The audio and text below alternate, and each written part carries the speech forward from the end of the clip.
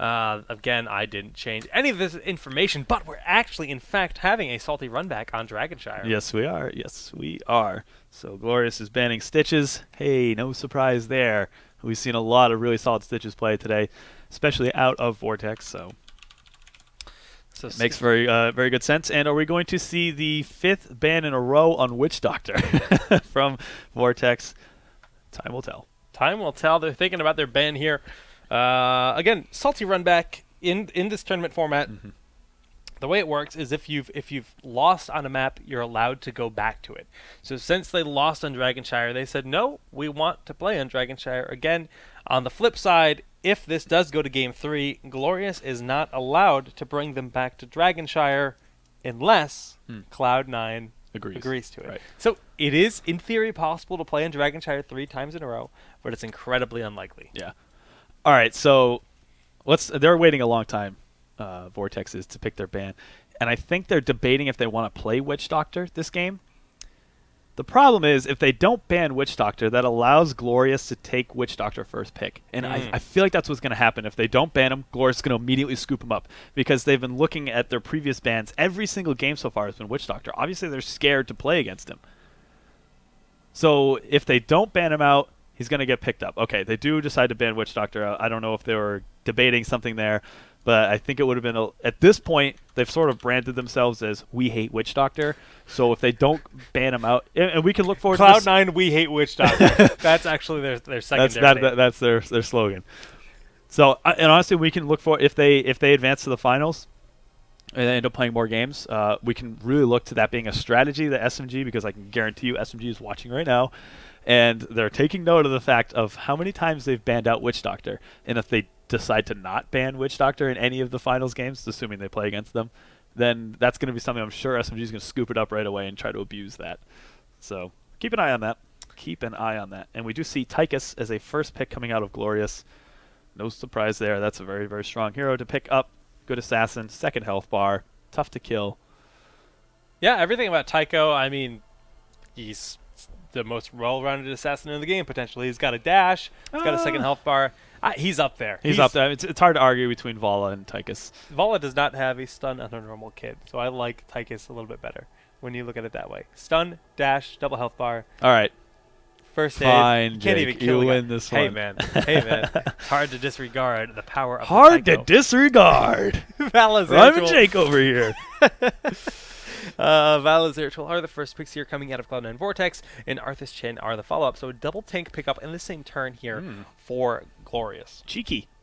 So very tanky composition, and this actually does open the doors to Rhaegar being a potential pickup. When you have the Odin and two tanks, it's weird, but it's not out of the question. We don't see a lot of Rhaegar at all in the current meta, because Rhaegar doesn't have Polymorph, doesn't have Root, I mean, the totem is meh compared to the other CC that is available for the other healers. Right. So it's first of all 2 resurgence right away. Also, all 3 of these heroes that they have available to them, Glorious, so far, they're really hard to kill. Yeah. Really hard to kill. All 3 of them. So I'm curious if they're going to go with that kind of theme, or it's just like, we're just going to pick super tanky heroes, even if it's very tanky DPS or healer. I mean, that might mean that they take Uther for their healer, just to even have extra tankiness, and I'm not sure else. We could take like Zagara or something like that, so like slightly tankier. We'll have to see.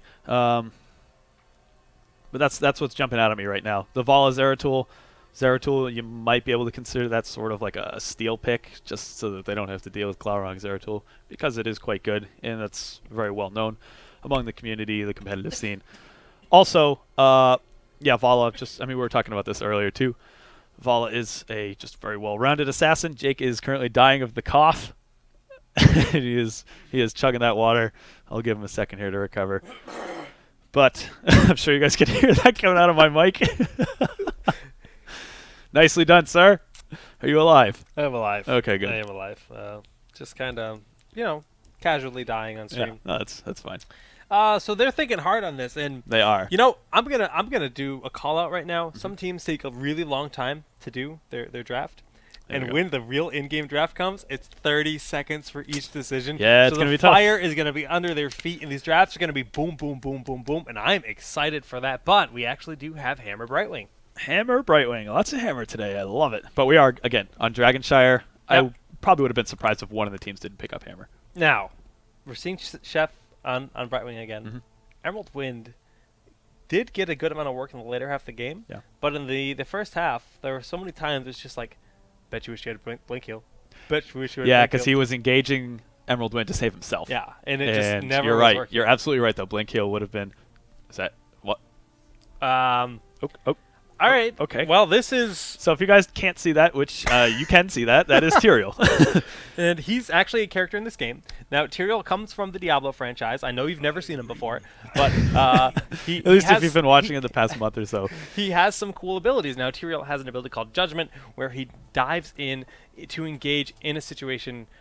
He can dive from a pretty darn far position, Yep. and he stuns the enemies that he hits in the process. No, it's... I'll correct you just a little bit Okay. there. It's he hits the target, and then anyone nearby within a small blast radius, he knocks them away. Well, it's slightly different from, say, like, what's the bowling?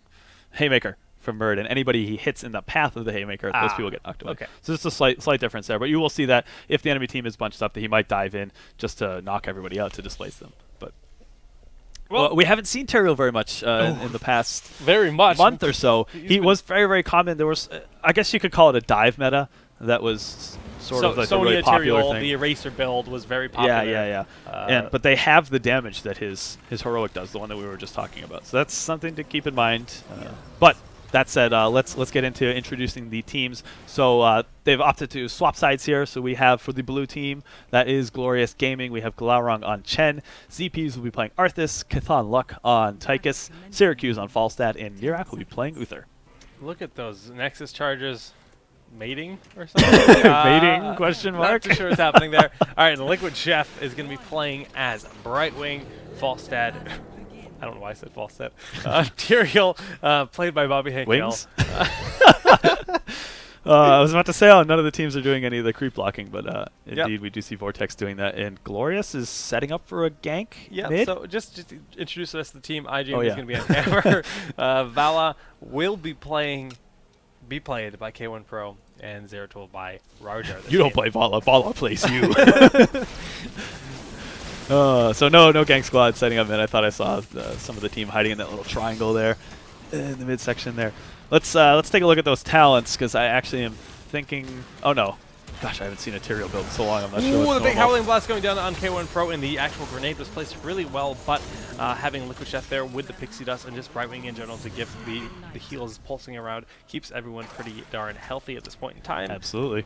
But yeah, you said talents. Yeah, let's Bribe. take a look at this. So, I mean, Tyrael, we'll be paying attention to see if the general Tyrael build has changed. No, actually, Purge Evil was the standard, at least when he was still being played. We'll probably see him then at level 4 grab the cooldown reduction for the amount of targets that he hits with his smite. So, can look for that. We'll see if that's how things end up panning out. We have one bribe for each team. Conjurer's Pursuit for Nirak on Uther. Everything else looks to be about pretty standard. Glaurung on his Chen is going to go for the extra damage on his Flame Breath. I gotta say though, I'm really excited that we're seeing Tyrael. He's the only because- tank on their team, though. Yeah, He's not that it's tanky usually like for a warrior. I could see like if they did Tyrael Chen together, like Yeah. that makes sense because they're both Oh, kind that of two makes a lot of divey sense, yeah. heroes. Yep. Even I mean, Oh, are they going to get Dragon Knight? oh my goodness. Yeah. Okay. It's like the reverse of last game. I know, yeah. Glaurung grabbed Glaurung. the Dragon Knight at about this time, about 2 minutes. Yeah. And this time Rajar is doing it around 2 minutes. So nice little pick up there here for Cloud and Vortex, doing that early aggression. Yeah. So, we'll see how much they can get with this. I actually would say Glorious got quite a bit out of it because of that kill that they managed to sneak. If you remember correctly, he sort of jumps down and kicks, I think it was the Tychus player, over the wall. So that was fun. I mean, he got 2 towers out of that. We're going to see what else he does. Maybe he's just going to sit How lane. can I forget that play? Are you kidding? I Do I know. remember that? You know, Jake, it's sort of just like a play here, just to make sure the rest of the stream remembers. I would only expect the best out of you in that you would remember. You know, give me some credit here, okay? I'll give it to you. I'll give it to you. Bottom lane, ZP is going in with a Howling Blast there on IGM. IGM taking a lot of damage. Polymorph is used on Nirak to make sure he can't get that next stun, Yeah. which was, of course, going to be available. And you know what? He's going to be just fine. God, I'm so excited to see like what their plan is for team fights. I mean, it sounds kind of obvious from like some perspective, but we just haven't seen Tyrael used in a long time. And like we were mentioning, he was sort of part of a dive meta. So, and when we say dive meta, we mean that Tyrael would Judgment in, and then they would have Sonya as well, who would use Heroic Leap into the battle. You have these 2 tanks in your face, and they would focus a target like Vala and burn them down. Right. And there's almost nothing you could do about it. Like, there's just very few ways to stop that from happening. They figured out some ways to sort of neutralize this dive comp, which is why you don't see it now. K1 Pro is, yes, he's going to go down. That was just sticking out a little bit too far. Unluck with the rotation up. Very nice job on their part. Yeah, just really well done. The grenade was placed perfectly to help ensure that kill, and the kill was in fact gained. 1-0 here. That was first blood of this game, going in favor of Glorious on the blue side. Yeah, so why don't we go ahead and take a look at the talents. Both teams have just hit level 7 not too long ago. We do see pressure point coming out of Chen. That's very, very standard. Gives him a root on his flying kick. It's very important for him to chase people. Rune Tap, First Aid, Cleanse, these are all sort of defensive, sort of healing type talents just to make sure people don't die. And the Boomerang on the Hammerang, that's just extra burst output. We'll see that paired with Rewind, with Overdrive later on in the game, just to give Syracuse, playing Falstad there, those big numbers on the damage. And then looking over at C9, Vortex's builds for Brightwing, we do see Gust of Healing once again. That's sort of like that burst activatable. We see 4 ticks of that trait. So that just provides quite a bit of burst healing for him. Battle Momentum on Tyrael, coupled with Retribution, which is the one that I was talking about, the cooldown reduction on Smite. We will then likely see him... Oh, very good Howling Blast DPs. A lot of damage. That Polymorph did a lot to help keep him down for a little while, but it wasn't good enough for the damage. Yeah. But it was a really nice Howling Blast, but he stuck his nose out a little bit too far just to get that, so he found himself in a bit of a pickle. But like you were saying about Tyrael, going for that Smite build, just for a lot of sustained damage. And to be able to get in and out of battles. Sure, yeah. So, yeah, the Smite is... you also get a speed boost walking over, too. That's another nice little thing, too. It's basically just like a small area that he puts in front of him that does damage. Later on, I would guess at level 13, we're going to see him grab Cast Aside, which pushes anything in the... anything that gets targeted by it. Like, it just sort of pushes it to the side or out. It's a kind of a weird spell to work with, but if you have some experience, you can get used to it. It's physics, if you want to call it that. So he has taken Battle Momentum. That's probably just to reduce the cooldown for his Heroic more often than not, since the cooldown on Smite is going to be quite low as is. Now, we did, in fact, miss a kill on Brightwing. She did fall to the rotation of Glorious. iDream caught out of position here as well. Oh, yeah, that's bad. A lot of damage going down. The grenade goes off as well, but Brightwing able to respawn after just a few seconds and phase shift on into the battle. Shrines have been both been turned blue in favor of Glorious, but I don't know if they're going to be able to get this shrine. And as I say that... Yeah, we got level 10 for both teams as well. Yep. And we're waiting on one Heroic to be chosen here. Yeah, that's probably going to be Odin for Chthon Luck. Yes, indeed it is. And I would imagine Void Prison for Zeratul here. I can't imagine a world where we're seeing Shadow Assault. I really can't. It's not a bad Heroic in like solo queue. Sanctification. Oh. Not Judgment. Oh. So... The tides have turned. We spent all this time talking about how awesome Judgment is. Liquid Chef, though, getting picked off yet again. Divine Storm was, in fact, used for that, but it's well worth getting the pickup. That bottom shrine has been taken here, but in the top lane, there's a lot of aggression going there on ZPs. Both K1 Pro and iDream pushing hard. This tower is going to be falling here, and they do, in fact, have that shrine, but the response in the bottom lane is exactly the same, saying, hey, look, you want to push our towers? We'll push yours. What's going on here? What is going on? I'm still like trying to wrap my head around this. Like, Sanctification. And Emerald Wind, too. So I thought maybe... And Rain. So it's like, it's a lot of lockdown, and it's a lot of... You got the Void Prison as well. Let's explain what Sanctification is, Kubi. Sure, absolutely. Let us, yeah, they probably don't, because they've never seen it before. It's got a 50-second cooldown, and basically, Tyrael's going to throw his sword down, do some fancy moves, and he's going to have a ring around him. That's maybe 2/3 the size of that hammer range there while sieged up. And it basically puts a ring down. Anyone from his team that's inside is invulnerable. No CCs, no damage, no nothing, no status effects. However, Tyrael is the only one who is vulnerable, so of course this basically forces the enemy team, if they choose to engage inside this ring here, it forces the enemy team to focus down Tyrael and kill him so that they can then attack the rest of the team. Oh, Vala ended up dying during that. I was so fascinated by the polymorph staring at that little squirrel that Brightwing actually did fall, so that's, or excuse me, Vala fell, and both shrines are available here for Glorious. Yeah. Glorious put a lot of aggression on that bottom lane. They still have Giants walking walking down that lane. Emerald Wind was used up there as Liquid Chef trying to get out of there, and he does end up falling. Very, very nice pickup there. That's 2 members down on no the bueno. sides. That's going to be a Dragon Knight for Glorious, I would imagine, and Dream is caught out. Yeah, No, iDream okay, does have to back up. Syracuse has picked up the Dragon Knight here. Looks like ZPs is backing up to tap his well, and they're just going to put the aggression on here. 2-level advantage. They have that talent advantage for just a few more seconds here before level 13 is achieved, and we can see Triple Relentless. What a play. Triple Relentless, yep. Is there a... I think that's just sort of how their builds line up, to be honest with you. I don't think there's any real reasoning behind that. There's no like crazy CCs on the other team. It's like, okay, we need to deal with that. It's a nice thing to have. But those 3 heroes, more often than not, will run Relentless. Maybe the only weird one is Garam's Chad. Yeah, so those mines already looking like an annoyance with that knockback from the Bullhead. Bullhead mines, yes. Yes. Okay, and we do see Cast Aside grabbed at level 13 for Tyrael. And Rewind, Broad Shot, and That's a new Wormhole. one, Kobe. I'm proud of you. I know, right? Those are all pretty standard picks, so. Rewind, then Emerald Wind. Rewind, yeah, and that makes sense, right? That's what I was going for. Yeah, right wing. Can I have that one? Okay. So we can see the Emerald Wind is actually getting a lot of work. We'll see if we see the Rewind here, and then Venom goes there. Down. It is, Sanctification. You can see everyone is invulnerable while inside of that, except for Tyrael. Rain of Vengeance going down as well, so that's 3 heroics that have been used, and not a whole lot has been done. Shock and Awe doing an incredible amount of damage. They had everyone sort of lined up there. But actually, Panda Pals is now null and void, and Cast Side pulls Gowron back in, but is it enough to get the kill? He goes forward with Eldruin's Might, and he gets the kill. Very nicely done by Bobby Henkel. Wow, there was no. I thought I could have sourced someone died from Vortex. Cast Aside continuing to pull people back, okay, and gets another kill. Now he does end up dying for that. When Tyrael does die, he turns into a ghost and explodes, doing a sizable amount of damage. So we got Ghost Boys here. We got Ghost for Uther and Ghost for Tyrael, but that's one for each team. That's a 2-for-1 for Vortex. Yeah, that's nicely done. I'm still slightly skeptical as to whether or not Sanctification really made the difference in that fight. It worked. It did its job, but like, was it that much better than taking Judgment?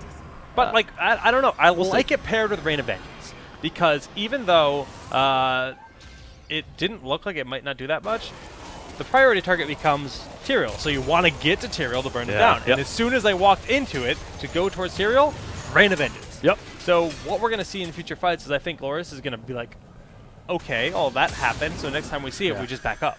Yeah. You can also argue the same thing for Void Prison, too. Yeah, that's true. Perhaps they'll try to catch someone out of position with Void Prison and just walk. It's kind of like the Stitches hook thing, but like almost in reverse. It's weird. I mean, this is a dynamic that we're not used to seeing at all in the competitive play. It's cool. I'm liking it. Yeah. So level 16 has been attained here by Glorious. Yep. And double stone skin coming out of Arthas Antiochus, very standard picks. I like that we see the imposing presence here.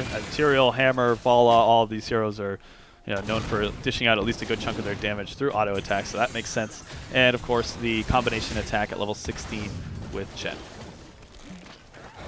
Now, of course, at this point in the game, Cloud9 Vortex really doesn't want to initiate until they have 16 as well, because those talents do make a bit of a difference in terms of your power. So without that power spike, I mean, they're just going to be kind of going around, soaking up their lanes, exactly what we're seeing right now. Chef in the bottom and everyone else just kind of spread out. They do have these Knights aggressively pushing in the top lane, but they do have to worry about these Knights in the bottom lane. I just want to see another fight. I just want to see another fight. I want to see the Sanctification. It's so cool. The Mines for Vision. Bobby Henkel a little bit out of position here. They got the team split up. This is not a good position for Vortex. Those Mines help a lot, though. Yeah, Bobby Henkel is going to get back on down to his team, and now they are nice and grouped up. Again, Merc's pushing top and bottom respectively, and these guys will fall pretty quick to the towers, but this bottom lane does not have any towers defending it. Yep, so, we see Glaurung was waiting. He's sort of got Bobby Henkel out of position. The rest of the team is a bit far back. Yeah, and then Bobby Henkel is, again, just taking a lot of damage. He's forced to just back on up, using his sword there. Rarjar going on in, and just kind of chipping away the way that Zeratul likes to do. But Bobby constantly just kind of getting zoned out, but of course, again, able to... This is it, here we go. Is it though? Is it though? Are they ready? We see the immediate use of pretty much everyone's heroic going down here, and the Sanctification did nothing. It was very little, yeah. Waited out. They just waited and waited and waited, and now that card has been used. But granted, we saw both Divine Storm and Army of the Dead be used. But yeah, it almost worked as a disengage for the fight. They're just like, we're gonna just walk outside of this thing. And, but they already have Emerald Wind. So no, you're right. You're absolutely. That's why I thought it was a bit strange that he went Emerald Wind with that, because it's like, don't you want to kind of keep the Tyrael alive while they're trying to zone him out? I agree. I'm with you. So, but we'll see how it plays out in future fights. Yeah, My dream just chipping away. That anticlimactic team fight that we wanted so bad. I know. I was like, here we go, guys. Oh, they're just gonna back up. So they are 16, and just looking at their talents, we got Criterize, Yep. Blood for Blood, the increase more mines, Blood for Blood, and of course Double bombs. Never see Zeratul take anything other than that just really increases his damage output. What makes him scary, honestly, is level 16. Wormhole in, double bombs, rending cleave, wormhole out. The Emerald Wind is used as Glaurung does dive in, but without continuous winds, it's not going to be a huge shift here. All three members here in this bottom corner getting hit by Shotgun. Actually, no, only hitting Bobby Hank Kill, and they're actually going to be relatively okay. Going out with Ultra Spike, but the Defiant Storm hits him anyways. Yeah. And they're turning on this. Nirak is going to get picked off. He went a little. Oh, okay. As soon as I say someone dies, they're just going to be just fine. So we're fine. Just disregard me because there's so much teleporting around, getting into safe positioning, and that Rain just not doing a whole lot. Yeah, another thing that I should mention about Sanctification is it actually has a really short cooldown, 50 seconds. And when you put that with battle momentum too, like, he can use it in the beginning of a fight, throw a bunch of auto attacks down, and he's only probably got like 15, 20 seconds before he can use it again. So something to keep in mind. It's already up again. And that was, it was probably like 10 seconds ago that became available. So we'll have to see if they just try to use like the frequency of them taking fights, maybe? I'm not sure. So far, it hasn't really hurt them, but I can't say I've seen like a super good play with it yet. Keep my eyes peeled. That first team fight was cool, but yeah, like you said, I'm not sold yet. Now, big party bush being set up. Rarjar is already so low. He's forced to actually just use his blink. Yeah, this is going to force a rotation from Glaurung here. And Bobby is going to get rooted immediately. Does he? Oh, he's just going to get stunned on out into oblivion, into death he goes. Now, both shrines are, in fact, in favor of Glorious as it stands. So this, or excuse me, Cloud9 Vortex. Yep. So Glorious is going to rotate over to the shrines to cap them. So because he's their front man for their fights, their whole plan with the Sanctification, all this stuff, like, obviously goes out the window when he dies. So you see him playing super passively. Right, yeah. I mean, while we see the shrines are actually... Look at all the mines. Yeah. What a mess. Oh, Void Prison has been used here in this top lane, just to kind of stall them out. It looks like they want to try to just keep maintaining these shrines, keep them I really don't like the use of Void Prison there. That's a long cooldown to just be thrown out nilly-willy like that. Now they're stalling them at the longest they can possibly here. Glaurung is very low. Syracuse is going super low, but actually as the rotation comes out, still has a shock, right? Is absolutely crucial there. Rain of Vengeance stalling them out as well. Shocking went down, but did not get a kill. Look at the health bars here that we see on Glorious. They're very low. Guys, this is scary for Syracuse. He's hunting some prey. CPs is a target. Does he go for it? Look at Glaurung. He's gonna go in. Nope. Immediately see backing on up. Pro. Oh, where's the napalm? Where's the napalm? Is it available? We see the boost there for iDream being used aggressively. ZP is taking a lot of damage, but the grenade to disengage. No one died. Yeah. Health bars. Honestly, a terrible fight for Glorious there, but somehow nobody died. They just couldn't find the right angle to try and separate people out. And good on Vortex for taking the positions that they needed to in that fight, and they are going to get control of the map here. They're going to have full shrines. I don't think this is going to translate to a They're going to be missing K1 Pro, so they actually have to be really cautious here because they're not there together. Absolutely. They actually only have a few members. They're capping both shrines, but all that's going to do is continue to stall at the Dragonite because look at this party bush. And they're actually they know they're not in any position to take it, so they're just opting to grab the Knights first. And there's a lot of mobility on Syracuse here, but it's really the vision that they don't have that makes it super risky for him to just like fly down to one of the shrines. He could do it, but there's also a chance that he could just die immediately trying to do it. Yeah, the risk-reward ratio there. Sure. Not too good. Oh, but look, I like this very aggressive stance here. Void Prison goes down just on Chthon Luck. Now, Sanctification, like you said, is that what they want to do here? I don't know. We'll find here out. it is. And there it is. And now he is, in fact, going to be invulnerable for just a few seconds. But doesn't really matter too much. Defiant Storm, Rain of Vengeance doing a lot of work with that Emerald Wind as well. But Shock and Awe doing a good chunk of damage.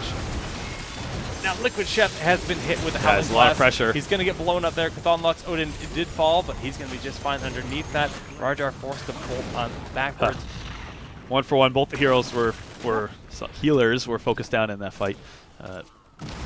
Makes sense, but that sort of means both teams are going to just back up And although Vortex is more forward on the map, that means that they should retain control of both shrines. I think they will get a Dragon Knight. Yeah, this will be a Dragon Knight here. K1 Pro going to be picking it up. Level 20 is very close for both teams, but Cloud9 is in fact in lead. Yeah, they killed this fort, and that will put them very close. Not quite there yet, but I think if they take that wall out, that should one get tower. them. One tower after this will be just about it. Yeah, considering that creep wave as well. And that said, let's see, what do they have lined up for them? That's 1, 2, 2 Resurgence of the Storm, probably 2 Blinks, and a continuous wins. We'll have to see. Still wasn't enough, but yes, as we pull this up preemptively, they are so very close. And there is level 20 Resurge, Bolt, continuous wins, Resurge, and Bolt. Yeah, okay, so that's as I would expect. Yeah, those are all pretty standard choices. So just kind of looking at the map, all 5 members are up for both teams. Once again here, we are just about 19 minutes into the match. And with this Dragon Knight, I mean, it's not the scariest Dragon Knight in the world. I don't think this keep will fall, but no, it does have 30 seconds. Someone's going to have to make a big mistake here for that to happen on Glorious' side. Of course, but Glorious is, they're getting pretty close to level 20. Yeah, they're just stalling out this Dragon Knight pretty well. That's probably going to cause them to back up. 20 seconds left on it, yeah, 9% just poking. HP. God, look at all those mines. Making a collection. Very They even disgusting. try to engage in that. If Glaurung flying yeah, that's just going to be disabled. So many studs. A lot of nothing going on here. Yeah, a lot of nothing. Just pacing, Posturing, like you said. yes. 2 seconds, 1. Dragon Knight is now gone, and they are going to fall on back. And they're just like looking for, like, oh god, look at this. I don't even want to move through here. So yeah, but you know what? Actually, that stalls them out long enough. That gives them the position to take really those nice. giants. So hey, kudos to iDream for that. Nicely done. And picking up those giants, aggressive mines, just chipping away. All 5 members running on in the middle here. Heroics off cooldown, everything except Napalm Strike, and of course it's a very, very short cooldown. The shortest cooldown of any heroic in the game, in fact. That is very true. That is very true. We do see. Did you mention Triple Resurgence? Sorry. No. We do have Triple Resurgence coming out of Glorious here. And did they do that last game? I think they did. I'll double check in a second. But yeah, we see the big red button and Blink on Falstad as well. So they're opting to take the more Resurgence. Hope that gets them like a bit of an edge in the team fights from here on out. We'll have to see. Time will tell. These bottom knights being picked up here. The bottom shrine is going to be spawning in about 40 seconds, give or take. Now these knights being grabbed as well. And just kind of trading merc camps across the map. Let's take a look at the tower damage. Pretty. Ooh, they're going in. Oh, look at this. Oh, they want this keep. I like this. I like this. This is really nice. They're actually. They should have just gone immediately. At this point, they've overstayed their welcome. Okay, they are paying pretty close attention to the position of the team. Like, they could have just rotated up had they been a bit closer. That could have been spelling a lot of trouble for them. And they do have Bobby Hankel a bit out of position. Okay, that is a really nicely positioned Void Present. Panda Pals is forced to go down. So 1 for 1 in terms of the heroics at this point in time. A lot of AoE damage going down. Panda Pals are actually pretty much nullified instantaneously. Yeah. So Glaurung his effectiveness in this fight is gone down dramatically. And this keeps going down. Yeah, I would say that. So what's kind of cool about it is that they've established, okay, we're running Sanctification, and that allows the rest of the team to get really aggressive. So you see Vala, like, not necessarily doing offensive vaults, but like she's just walking in front of the rest of the team. The Hammer's walking in front of the rest of the team, and it's like, oh, we get in trouble? Sanctification. So that's kind of a neat thing, and we didn't actually see Sanctification used in that fight, but the sort of the threat of it is making Glorious scared, and they don't actually want to overcommit to doing damage to the DPS dealers because they know that they can just be invincible at the drop of a hat. Okay, so these knights are already at this keep, so they're actually opting to run on in, but all 5 members of Glorious are already here. Oh, we have another base trade? this keep is down, so they actually have to turn around. They made the wrong decision. We have Cloud9 running in, but Glorious is going to get there in time here. Sheth is going to get stunned out, shock and awe. It actually gets interrupted? What? Did it not go off? I can't imagine what hit him. He was so far away. I didn't look at any damage was done. Maybe just Storm Shield deflecting it. Now Glaurung is so low. We see Storm Shield, but Research is available here, so he'll be back up in just a few seconds. ZP's goes down. There we saw the shock on us, so I'm not really sure what stunned it down, but it did get stunned out. Oh, another hero falls. Tychus going down. And you know what? There's still all 5 members here available for the aggression on Cloud9 Vortex. Yeah, they're pushing in really, really hard here, and they've, again, taken those 2 keeps, so they're going to get a lot of pressure if they choose to back up here through the catapults, and that's going to keep Glorious on the back foot push-wise. Yeah, like you said, yeah, they tried to go in and just made the wrong call there with the bottom keep because. Yeah, I mean, they started running across the map around here when the members of Cloud9 Vortex were already pretty much on their bridge. Yeah, exactly. So they were going to be there so much later that it's just a scenario when you see them there, you just need a hearth instantaneously. Right, and it also has to do with sort of how the mechanics work in terms of what. Oh, jeez. Ooh, that's actually Syracuse is a little bit too far out, and yeah. that's a 60-second cooldown. And that's a good chunk of their DPS. Both of them are down for another 10 seconds, so Vortex doesn't really have too much to be scared of. And yeah, we can see that they're just going to go for this Dragonite here, and this might be a lot of trouble for Glorious to deal with. It's really not looking good right now. ZPs is going to be falling here as well. The Void Prison there as a safety measure. Now he's getting positioned to Emerald Wind if he really wants to do that. And, you know, we're not even going to see it happen. No, we're just I don't think see it's him needed. corner him. Yeah. Yeah, especially when you consider, oh, we didn't have Resurgence. Ooh. That's really quite bad. The Dragonite is going to be happening anytime now. Bobby Hankill getting so very aggressive. While K1 Pro is going to, in fact, pick this up. Divine Storm used, but does it matter? We have 2 members down, 3 members down, and that's a going to be Dragonite. it. There's just no way for Glorious Field to defend this. And okay, it looks like we're going to game number 3. Dragonshire salty run back is successful. Yes. And well, yeah, GG. I mean, Sanctification, too good. I don't know. Yeah, we saw a Sanctification build with Tyrael, the Emerald Wind, the continuous wins to continuously push them. GG's. I'm still on the fence about it. I didn't see any plays that were super convincing in terms of Sanctification there. So while it is nice, I was sort of picturing in my head, what if he had Judgment here? And I looked at the situations, and I'm like, well, that had some value, but Judgment also was really nice, interrupting things and sort of splitting the team up. So yeah, I didn't see any fights that were overwhelmingly in Cloud9 Vortex's favor because of the Sanctification, but it didn't lose them the game. No. Obviously, but I mean, there were no fights that went really poorly for them because of that. Yeah, at the same time, though, it makes Glorious have to really think about the way they engage. Yeah. Like, oh, that's a really tight space. Yeah, they're actually just going to Sanctification, then Rain of Vengeance, then Emerald Wind us, and we're just going to die. So they have to be like, oh, well, we can't go in. And they, you know, it was a cool game. It was cool to see Tyrael. It was cool to see something new. But, guys, we're just going to get ready for Game 3 as we need to just keep plowing through this event. So we'll be back in just a few minutes. Stick around, guys.